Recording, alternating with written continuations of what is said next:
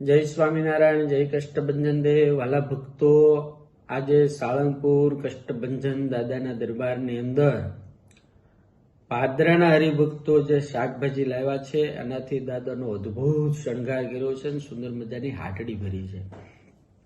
આજે પવિત્રમાં પવિત્ર દિવસ હરિજયંતિ છે. આજે સ્વામિનારાયણ ભગવાન વર્ષો પહેલા આ દિવસે પ્રગટ થયા હતા. એનો આજે જન્મદિવસનો હરિજયંતિ છે. બીજું કે આ જે પાદરાના ભક્તોનો જે ભાવ છે, પ્રેમ છે, એ બધી શાકભાજી અહીંયા દાદાના રસોડાની અંદર થાળમાં વપરાશે.